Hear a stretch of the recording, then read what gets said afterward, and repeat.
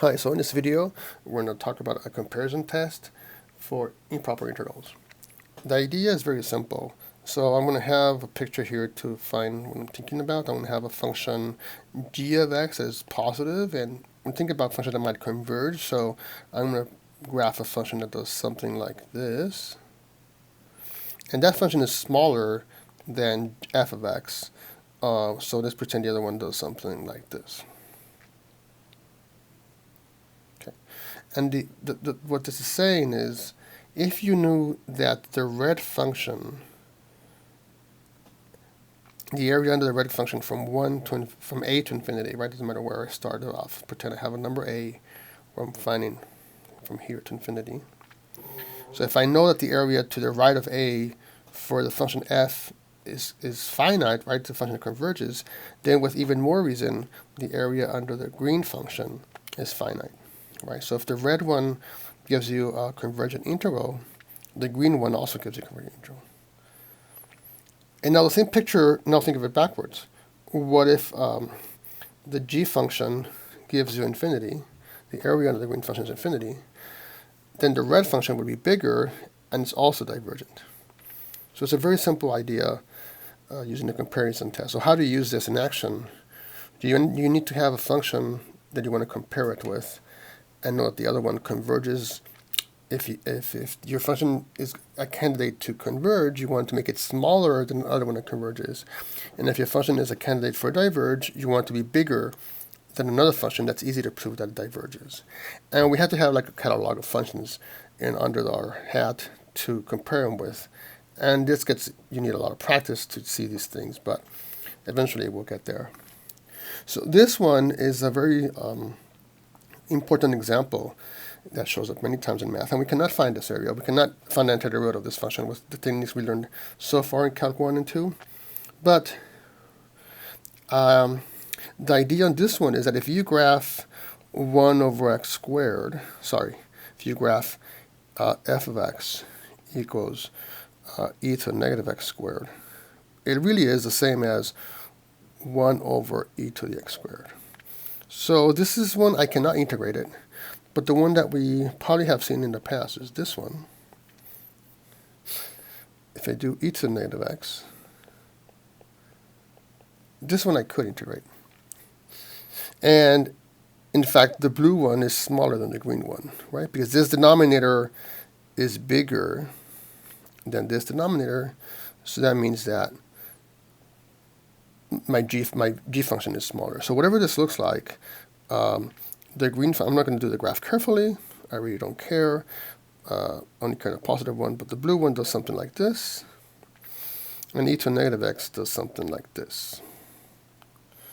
Sorry, e to the negative x is smaller.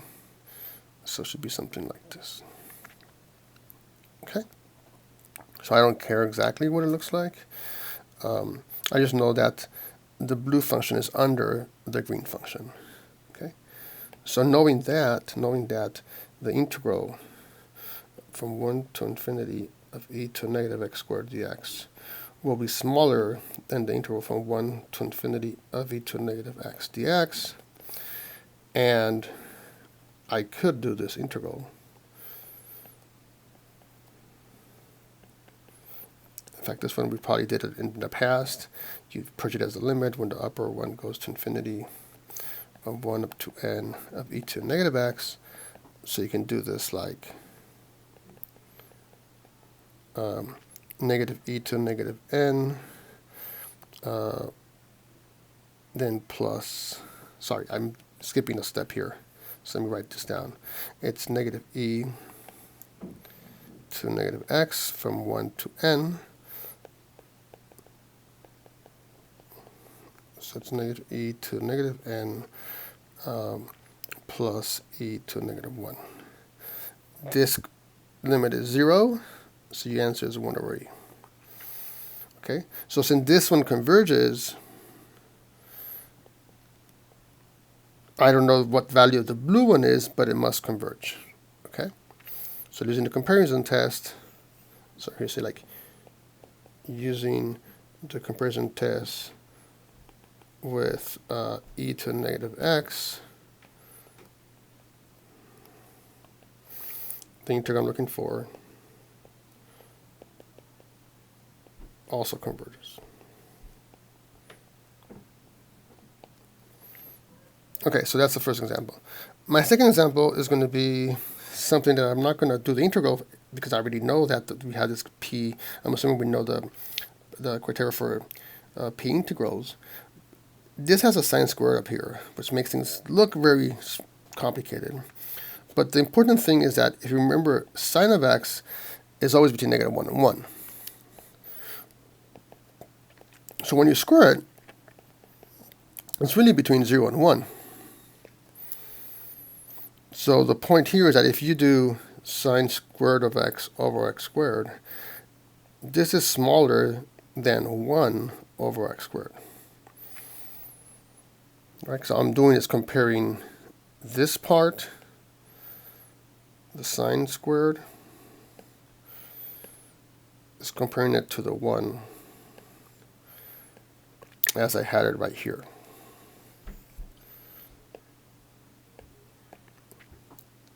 Okay, so knowing that, you know that the integral from 1 to infinity of sine squared over x squared dx is less than the integral from 1 to infinity of 1 over x squared dx. And this one, we know it converges because we proved already by now that 1 over x to the p converges if p is greater than 1.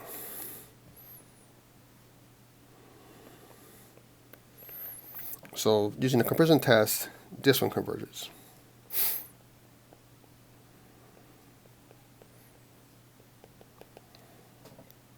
Okay, so I don't need to do the integral because I know the other one converges. Okay, one last example.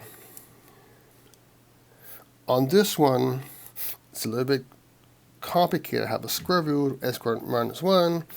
If you want to find the antiderivative of this, it looks like we probably could, maybe a trig substitution. I'm not going to try.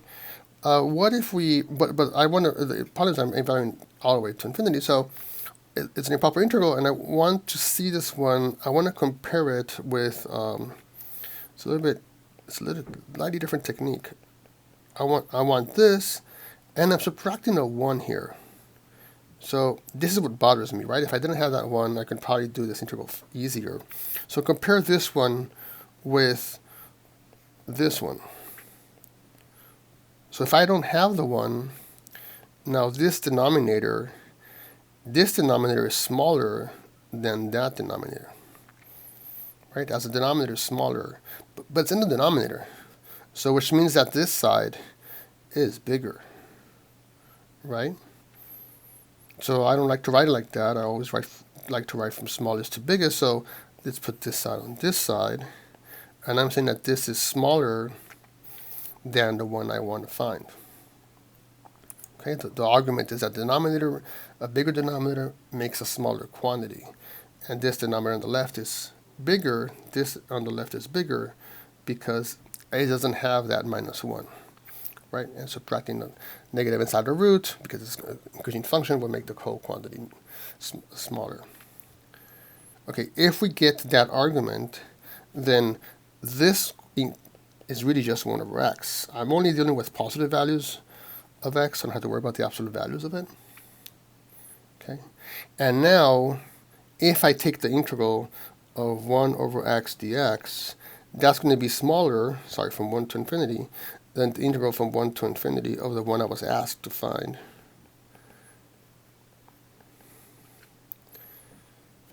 But this integral we know diverges. Those are no typical examples we started with when you study improper integrals, or it's a p integral with p exactly 1, so it diverges. So with even more reason, this one also diverges. Okay. This is examples of how you use the comparison test to show that something converges or diverges. If you want to show that something diverges, it has to be bigger than something that diverges. If you want to show that an integral converges, it has to be smaller than one that converges. Something important to remark here is that here, in my first two examples, I can prove that these integrals converged, they were convergent, but I never found the value of the integral. Okay. On this one, I just compared it to this one. Oh, sorry. But even in this one where I did find the value of integral, this is the value of the area under the green function. So all I know is that this area is smaller, but I did not find its value. Okay, so this criteria tells you to prove that an integral converges, but it does not give you the value of the integral. Okay.